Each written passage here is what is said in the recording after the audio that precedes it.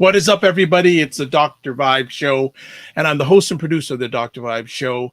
And I host Epic Conversations, and I am the 2020 Best Podcast News Award winner, 2018 Innovation Award winner given out by the Canadian Ethnic Media Association.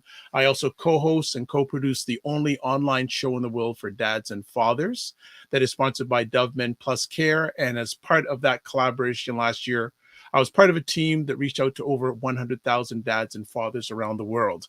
We always like to have friends on the Dr. Vibe Show, new and old friends. And this young gentleman always seems to find time to come on our platform. And I don't know how he does it, but we are very blessed to have Minister Ahmed Hussen from the Canadian federal government on with us today. He always does so much for the community around the world, also for the Black community. He is also the Minister of Housing and Diversity and Inclusion for the federal government of Canada. And he's going to spend a quick few moments with us today about a new announcement from the government of Canada launching a call for proposals for Black-led philanthropic endowment funds. So thank you so much for taking the time today. Thank you so much for having me on your show. It's a pleasure to join you once again. Always a pleasure, and hope family is doing well, most important. Absolutely. I hope the same for you as well. Thank you so much. Well, we don't have a lot of time, but you keep on having big announcements over the last little while. And just on October 3rd, there was another announcement that you made in regards to proposals for a Black-led philanthropic endowment fund. Can you give us a little bit of background on it and what it entails? Absolutely. Thank you so much once again for having me. And this fund is really keeping a commitment that we made to Black Canadians to establish a $200 million Black Endowment Fund, because we heard from the community that this is something that the community had asked for, and we had promised to get it done in the previous election, and now we're keeping our promise by setting up and launching this $200 million Black and Philanthropic Endowment Fund. The idea behind it is that the idea behind it is to make sure that the $200 million is managed and uh, and uh, and developed by a Black-led and Black-serving uh, organization on behalf of the Black Canadian community. And the idea is to invest that money, and the proceeds, the profits that come from those investments are supposed to perpetually, forever and ever, be reinvested back in Black Canadian community organizations, including Black Canadian nonprofits and charities. So the idea is that this will develop um, a consistent um, source of revenue for organizations that we know uh, that need this investment and that do so much in our communities. So it's a way for us to support the Black Canadian nonprofits and charities that are already doing good work on the ground. So this $200 million is that commitment. So what we've launched uh, uh, is the call for proposals. We've asked Black-led and Black-serving organizations to compete to manage this fund, and the application period is open now. And in the spring of 2023, we will announce the organization that that will be determined to have essentially won the competition, and they will be responsible for managing this $200 million Black Philanthropic Endowment Fund. Thank you for sharing that. So the competition, so at the end of the competition, there's just going to be one organization managing all of this? We expect one. It could be between one and two. I mean, either one or two. Mm-hmm. But again, that depends on how things go. But there's certain criteria that we're looking for. First, the organization has to be Black-led and Black-serving. It has Right. to have a national scope and presence. It has to have, we expect any organization that's going to compete for this to present a plan for engagement with all Canadian Black Canadian communities in their diversity, in their presence in different regions. In other words, there has to be a plan in place with the winning organization that demonstrates an effective, credible plan to engage different diverse Black Canadian communities, including Francophone communities, Black Canadian Francophone communities, communities in the East and in the West and in the North, in urban areas, in rural areas, and so on. Second, the organization would have to partner with a credible investment management firm that will enable them to build the capacity to manage this endowment fund. You know, endowment funds. It takes a particular skill set, and we want to make sure that this endowment fund is managed properly. And so, there's a number of conditions that are already expressed in the call for proposals, but we are confident that a number of Black Canadian community organizations will step up and they will compete for this. I always find it interesting to find out what did it take to get to this point. Yes. So how much work did it take to get just to this point? I would say a lot of work. Kudos to the community for pushing us to get this done. Uh, Obviously, there was a lot of work done within government also to continue to push this. I first encountered this request from the community in my previous role as Minister for Families, Children, and Social Development.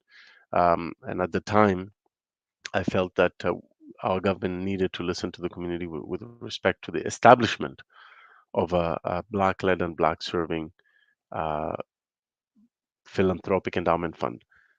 We then put that in our election platform in 2021.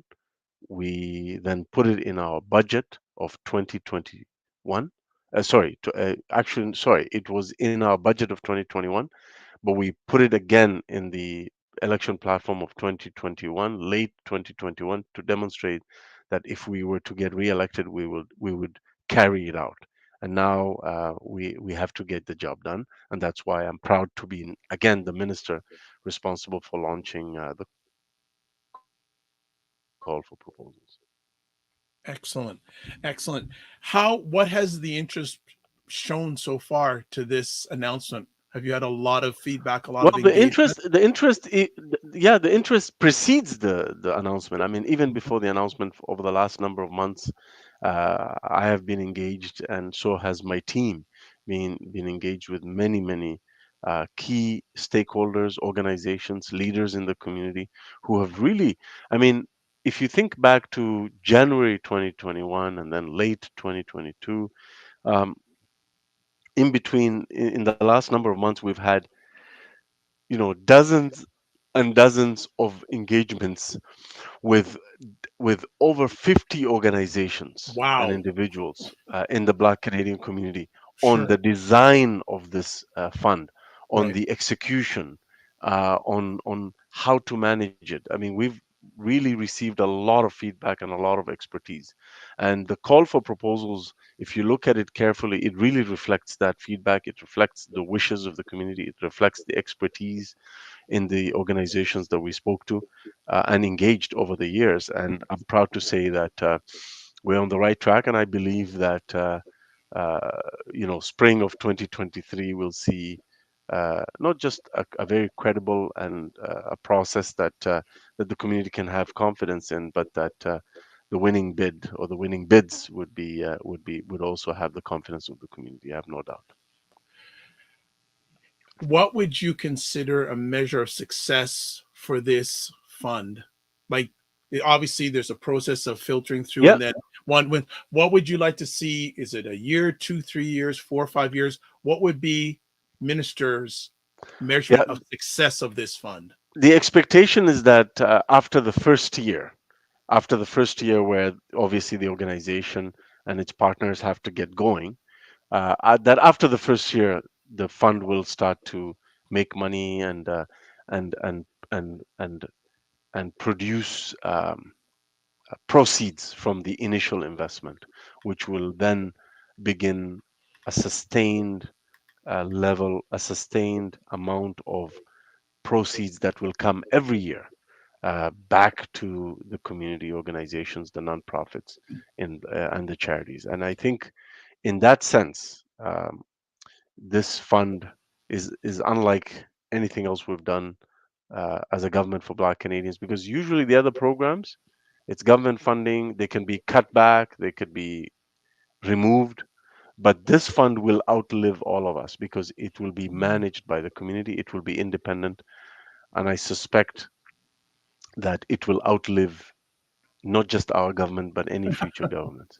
Sure. Which is why, in many ways, I believe this is a big deal. It's a big legacy piece for this government and for Prime Minister Justin Trudeau.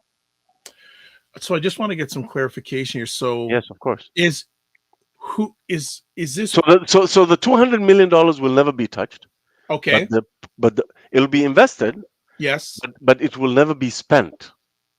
So the profits Mm-hmm. from the $200 million Yes. investment, Yep. that's what will be spent every year. So if you Okay. think about, if you invest $200 million and you invest it in a way that is very careful and well Sure. researched, based on expertise, it will generate income, it will Revenue. generate profits, Revenue. revenue, Yeah. Yeah. and it will do so on a yearly basis.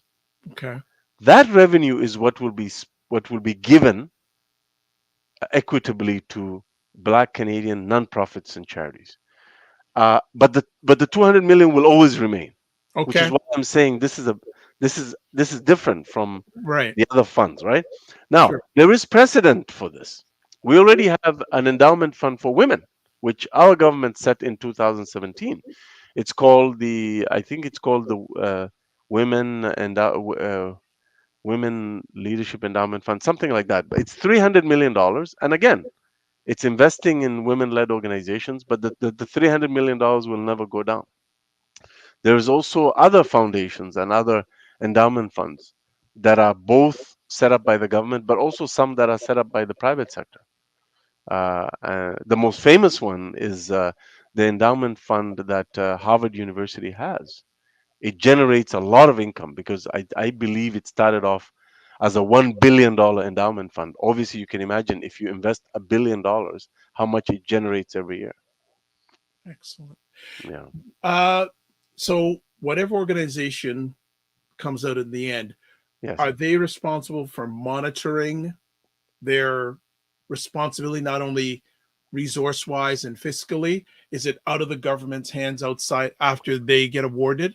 Yes and no. I mean, they will manage it. We will, obviously in partnership initially with an investment management firm and and other national organizations. But as I said, they will have to present a very credible plan to Okay. engage Black Canadian communities across the country, to engage the diversity of Black Canadian communities. They will have to present reports, financial statements, and all that. So there will be some frequent reporting back to the government, Okay. but the Well, government will not be responsible for the day to day. okay. Well, I've been told we have to end it here. So, as always, I'd like to thank you for taking the time. I also want to thank your team for making this happen and reaching out to me. I'm appreciative of that. And again, wishing you success, not only family wise, but whatever endeavors you have going forward. Thanks for taking the time to spend with us today. And I'll just show the information as I close out, but I know you've got to run. So, take care. Fantastic. So that is basically it for today. Excellent conversation that we had with the minister. And just want to show you some information here in regards to what.